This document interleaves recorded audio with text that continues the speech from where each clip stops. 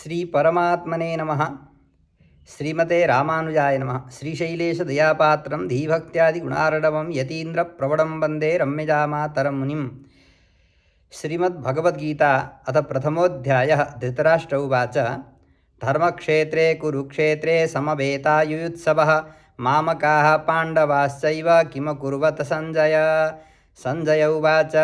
दृष्ट्वा तु पाण्डवानीकं व्यूढं दुर्योधनस्तदा आचार्यमुपसङ्गम्य राजा वचनमब्रवीत् पश्यैतां पाण्डुपुत्राणाम् आचार्यमहतीं चमूं व्यूढां द्रुपदपुत्रेण तव शिष्येण धीमता अत्र शूरा महेश्वासा भीमार्जुनसमायुधि युयुधानो विराटश्च द्रुपदश्च महारथः दृष्टकेतुश्च कितानः काचिराजस्य वीर्यवान् पुरुजित्कुन्तिभोजश्च शैव्यश्च नरपुङ्गवः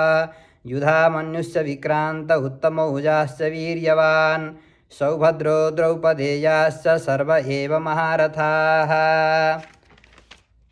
अस्माकं तु विशिष्टाये तान्निबोध द्विजोत्तमा नायका मम सैन्यस्य संज्ञार्थं तान् प्रतिब्रवीमि ते भवान् भीष्मश्च कर्णश्च कृपश्च समितिञ्जयः अश्वत्थामा विकर्णश्च सौमदत्तिस्तथैव च अन्ये च बहवः शूरा मदर्थे त्यक्तजीविताः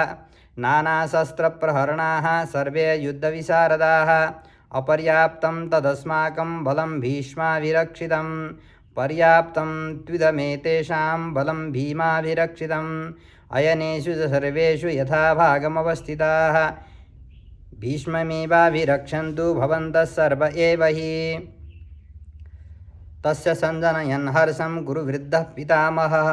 सिंहनादं विनद्योच्चैः शङ्खं ददमौ प्रतापवान् ततः शङ्खाश्च वीर्यश्च पणवानकगोमुखाः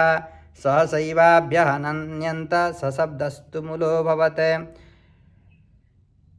ततः श्वेतैर्हयैर्युक्ते महती स्यन्दने स्थितौ माधवः पाण्डवाश्चैव दिव्यौ शङ्खौ प्रदद्मतुः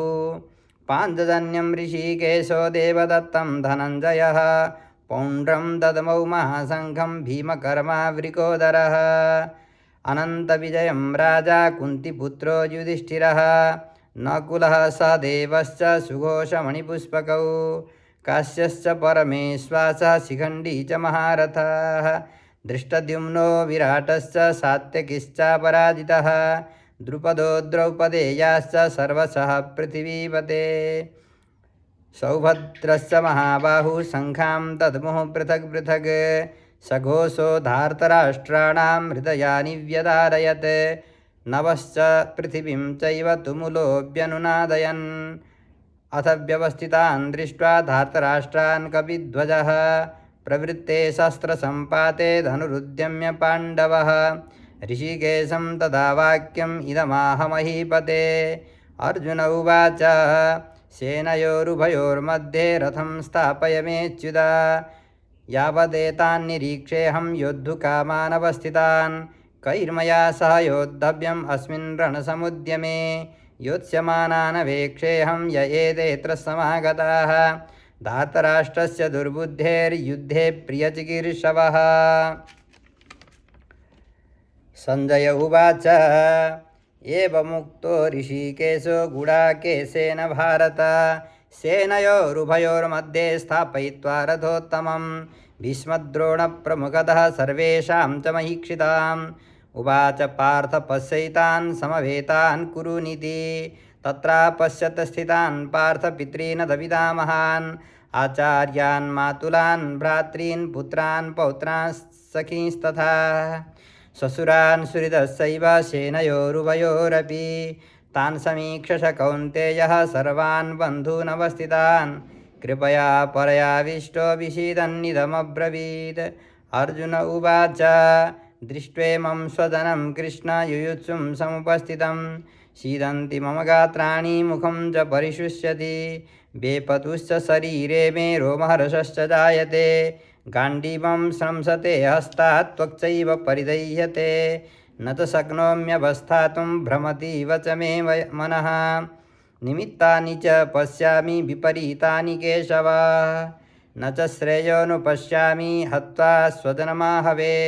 न काङ्क्षे विजयं कृष्ण न च राज्यं सुखानि च किं नो राज्येन गोविन्द किं भोगैर्जीवितेन वा येषामर्थे काङ्क्षितं नो राज्यं भोगाः सुखानि च तैमेव स्थिताः युद्धे प्राणांस्त्यक्त्वा धनानि च आचार्याः पितरः पुत्रास्तथैव च पितामहाः मातुलाः श्वशुराः पौत्राः श्यालाः सम्बन्धिनस्तथा एतान्न हन्तुमिच्छामि घ्नतोऽपि मधुसूदन अपि त्रैलोक्यराज्यस्य हेतोः किं नु मही कृते निहत्य धार्तराष्ट्रान्नः का प्रीतिः सा जनार्दन पापमिवाश्रयेदस्मान् हत्वैतानाततायिनः तस्मान्नार्हा वयं हन्तुं धार्तराष्ट्रान् स्वबान्धवान् स्वजनं हि कथं हत्वा सुखिनः श्याममाधव यद्यप्येतेन पश्यन्ति लोभोपहत चेतसः कुलक्षयकृतं दोषं मित्रद्रोहे च पातकं कथं न ज्ञेयमस्माभिः पापादस्मान्निवर्तितुं कुलक्षयकृतं दोषं प्रपश्यद्भिर्जनार्दन कुलक्षये प्रणश्यन्ति कुलधर्माः सनातनाः धर्मे नष्टे कुलं कृष्ण मधर्मोऽभिभवत्युत अधर्माभिभवात् कृष्ण प्रदुष्यन्ति कुलस्त्रियः स्त्रीषु दुष्टासु वार्ष्णेय जायते वर्णसङ्करः शङ्करो नरकायैव कुलघ्नानां कुलस्य च पतन्ति पितरो येषां लुप्तपिण्डोदकक्रियाः दोषैरेतैः कुलघ्नानां वर्णसङ्करकारकैः उत्साद्यन्ते जातिधर्माः कुलधर्माः शाश्वताः उत्सन्नकुलधर्माणां मनुष्याणां जनार्दन नरके नियतं वासो भवतीत्यनुशुश्रुम अहो बत महत्पापं कर्तुं व्यवसिता वयं यद्राज्यसुखलोभेन हन्तुं स्वजनमुद्यतः यदि मामप्रतीकारमशस्त्रं शस्त्रपाणयः धार्तराष्ट्रारणे हन्युस्तन्मे क्षेमतरं भवेत् संजय उवाच एवमुक्त्वार्जुनः सङ्ख्ये रथोपस्थौपाविशद विसृज्य ससरं चापं शोकसंविघ्नमानसः एवमुक्त्वार्जुनः सङ्ख्ये रथोपस्थौपाविशद विसृज्य ससरं चापं शोकसंविघ्नमानसः ॐ तत्सदिति श्रीमद्भगवद्गीतासु उपनिषत्सु